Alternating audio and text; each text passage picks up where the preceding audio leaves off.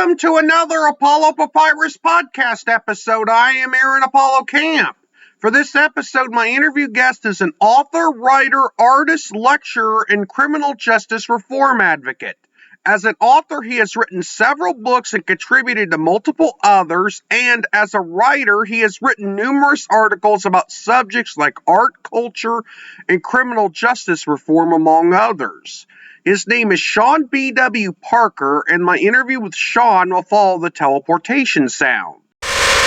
Sean B.W. Parker, welcome to the Apollo Papyrus podcast. Thank you. Glad to be here. Feel free to introduce yourself to our listeners. Sure. I'm Sean. I'm an artist and writer and musician in the UK on the Sussex coast. I've just published my 10th book, Counterculture, Court Painter to the Counterculture, which is an art book. But I've been working in cultural theory for 6 or 7 years, which is what I've been working on recently. And this is the artistic version, which I'm kind of promoting at the moment. Without spoiling too much of your latest book, which is about art, what is it about, and what has your involvement in creating art and the arts been like outside of book writing? Well, with Court Painter to the Counterculture, it's the actual artistic work that I do, which are illustrations, I suppose, of the writings that I've been doing in the past, which A Delicate Balance of Reason, which was my last book, Adventures in the Culture Wars, was all about. Is culture war issues like Me Too and Black Lives Matter and things like that. And this one now, this counterculture, is the illustrated version, basically, but with the arts that I know how to do well and that I've become better known for, really, the artistic side rather than the writing side. So I'm just trying to bring that out more in what I'm doing with these books. You mentioned your most recent book as well as A Delicate Balance of Reason, but some other books you've written include Swimming Uphill, Compelling Speech, States of Independence, Genuflecting Before the Pork Barrel Demagogues, and Salt in the Milk. Without spoiling too much of some of your other books, what are they about? Difficult to tell from the titles. It's cultural theory in general. I observe the culture around me, the internet world and the mainstream media, and I comment on it as a cultural theorist would, like Steven Pinker would, or like Jordan Peterson, or the people from the past, Michel Foucault.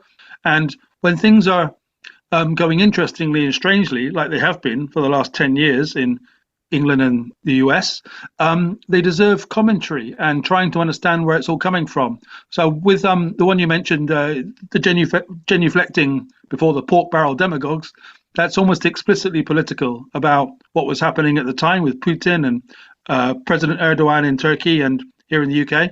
The one before that, The Salt in the Milk, which was my first book, was about the 10 years I spent in Istanbul and the culture wars going on there, which I could then see being translated into England when I got back here in 2014. So each book kind of gives on to the next one, and they've all got their own identity, of course. And with the States of Independence you mentioned, that's a list book about songs, kind of controversial songs in the popular canon, and the reasons that they're controversial. So I do go towards the controversial in so-called controversial. I kind of can't do the quote marks here. I don't call them controversial, culture does, because they make stories out of things, and I try to then explain why they've made the story out of it, basically, to try to critique the media. Now, have you contributed to any short story or poetry magazines? Because I wasn't sure about that when I was writing down the interview questions. I have. That's been happening over the last year or so. The poetry magazines, basically. There's the Bristol Noir, who are a very prestigious Bristol magazine, who published 4 poems of the Panopticon of mine. I'm going to release a thing called the Panopticon next year, I think, or the year afterwards, which is an anthology. I haven't had my own poetry anthology out. I think that's going to be coming. So I've been communicating with certain poetry magazines to try and get that part of what I do out there. With the short stories, I haven't been so fortunate yet. That's a work in progress. So we'll see what happens with short stories. Do you write articles? And if so, what topics do you write articles about, and where have your articles been published? Yeah, I mean, I've been doing articles in tandem with the books for 10 years, possibly 15. I was a music writer first. When I was out in Istanbul, I was not contracted, but working with the Louder Than War magazine here in Britain, and God Is in the TV, which are two very respected indie magazines, basically. And I was doing the reviews and think pieces for them for a few years. And then that after the Istanbul time, that started to morph into this more cultural, into a broader thing than just music. I still write about music with a deep love, but it has to spread out when your interests spread out, as they've done. So I've done now hundreds, if not thousands, of articles for many different sort of magazines and orgs, which are difficult to list, but to give you the high profiles, as the Louder in War and the New Thinking from the New York Inside Time, which is an English newspaper, and I'm affiliated with lots of other mags too, where I do different kinds of work than just being published. So, I'm active out there in that, but I don't put my face behind everything that I do because it's somebody else's generally. What was it like to live and teach at a university in Istanbul? Yeah, it was amazing to live there for the 10 years that I did. The lecturing that and on the whole, I was working at adult education language schools, so of an evening basically, because they're professionals and we would teach in the evening like that. A bit of high school teaching, but it was at the end of my time there, after the 10 years in 2014, that I was asked to give a lecture at Istanbul University and at the Kadir Has University, doing a TED talk there on stammering and creativity, because I know about stammering, being a stammerer, and creativity. So I did my TED talk as asked there back then. The Istanbul University one was different and amazing at the same time, 2013 that was, and talking about the body language and cultural differences between Brits and Turks, because they were most interested in that, and it was a very lively few hundred people debate with the most intelligent young Turks they have on offer. What are the easiest and hardest parts of writing for you, whether it be a book, a short story, a poem, or an article? The easiest thing would be the fact that I don't really write until I feel inflamed by something or kind of energized by a subject. If there's a case of maintaining innocence in the media, that gets me going, and if there's it's a culture war thing where you are aware of what they're doing and it needs explaining more, then that gets me going too. So I then easily write out. I don't I'm sorry to say for your other listeners, but I don't get a writer's block yet. It hasn't happened yet. It might do one day. And I start with an idea, I start with a catchy line, and before you know it, the paragraphs are flowing and I've got a piece, and then I edit it back and rewrite it and get it to publishable level. And because I'm in depth with all these subjects, I don't find it a struggle, because I have all the information at hand, and when you do the research, we have Google and everything else, so you can go and double check and do the checking that one needs, not just Google. And so I don't get that much of a block at the moment, and so that's the easiest. And the hardest part would be when you have to do it for other people, because you're being commissioned in another way, or they've got their own interests, and you have to try and fit yourself into what they need. But that's okay; it's a professional challenge. It's fine. Regarding the books that you've written, and not the books that you that you were like a contributing author to, but the books that you've written solo, are all of those self-published, traditionally published, or hybrid published, or did you use a combination of publishing methods for your books? It's a combination, as you say, which is a good way of putting it, to the tune of 70% self-published and 30% hybrid published, I think is how you'd best put it. You just come to some sort of arrangements with the publishers who are in the same idea as what you're doing. So with the Big Blake project, I did the Devils of Bognor, which was about Sussex-based things, and the Monument Fellowship, but that's a thing that I contributed to in 2019, so not what you asked. But the newer stuff I've been doing has been with court painted to the counterculture. The new thing I'm doing right now, that's with the Snap Collective, so that's a entirely different publisher.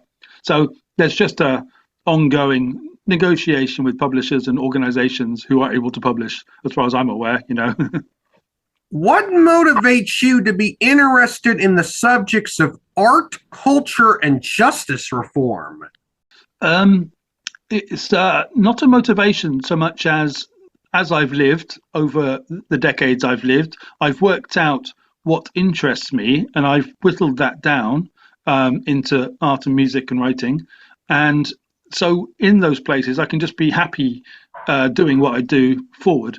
And I've been through a bunch of life experiences of my own, and people around me have been through, so they're affected by it too, like being cancelled and things like this. So when you pick up their stories and you start to interpret it as an artist, you come out the other end through your genre with an interpreted experience of theirs or your own. So, and that process is fascinating, and it's the process of art. It's the process of interpretive art, really. In your opinion, what are the most serious problems facing Britain's criminal justice system now?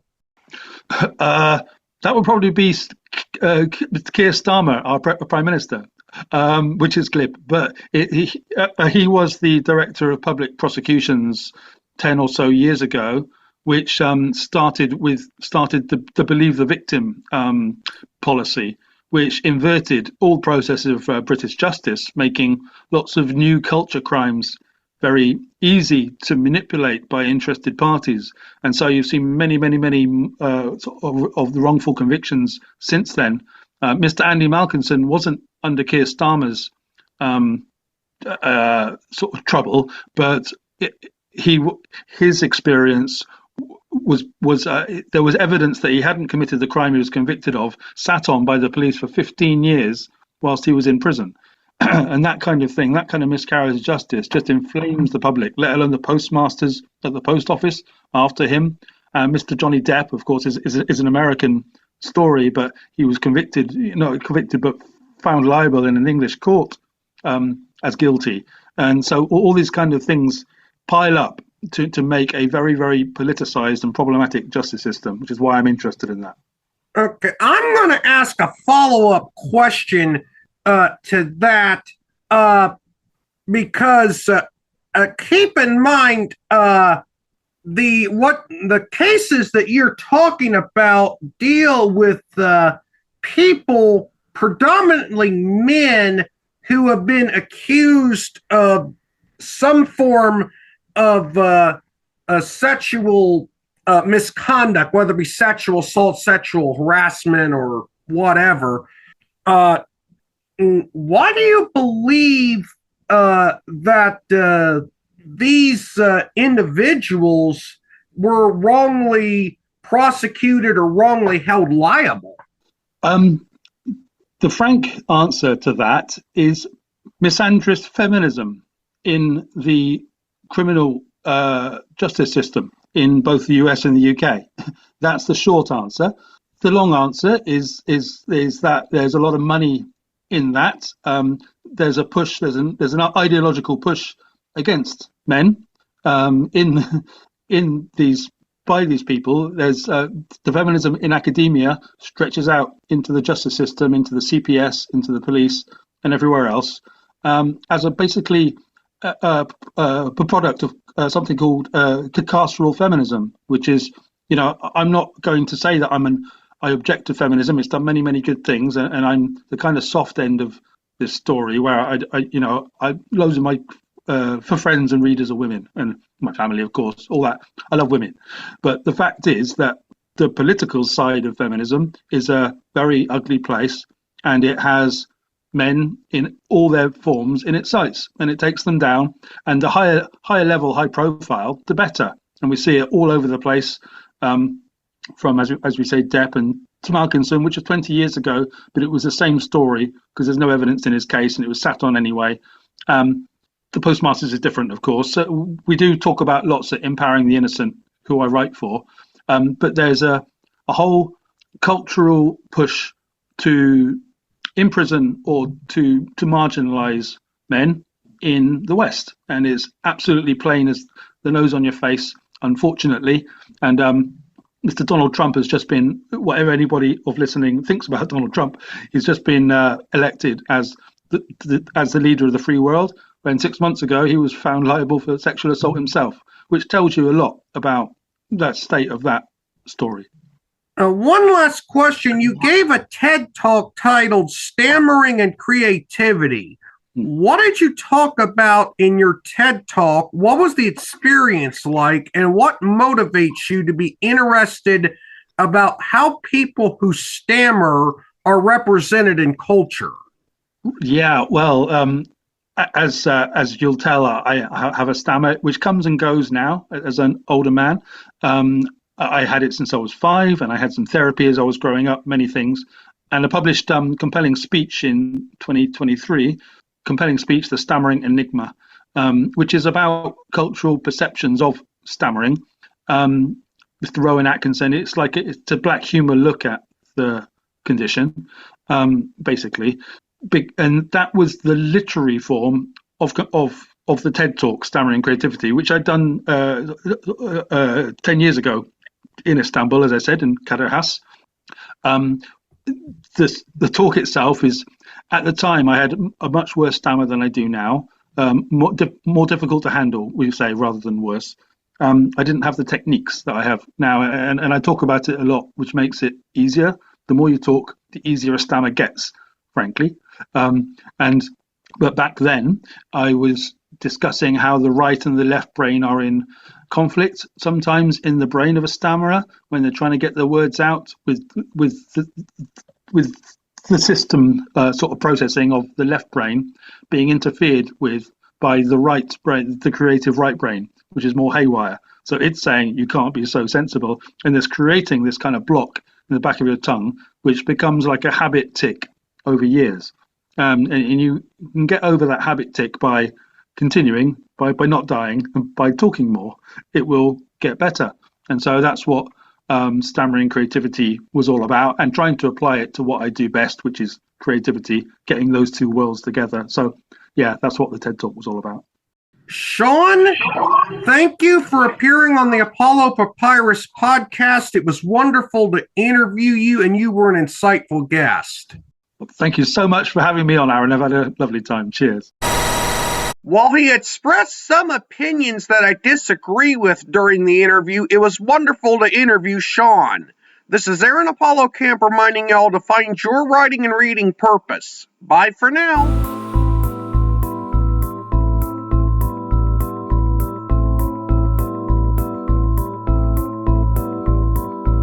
Copyright Aaron Apollo Camp, all rights reserved. This podcast episode is intended for the private listening of our audience. Any reuse or retransmission of this episode without the express written consent of the podcast host is prohibited, except under fair use guidelines. Royalty-free music and sound effects obtained from https://www.zapsplat.com.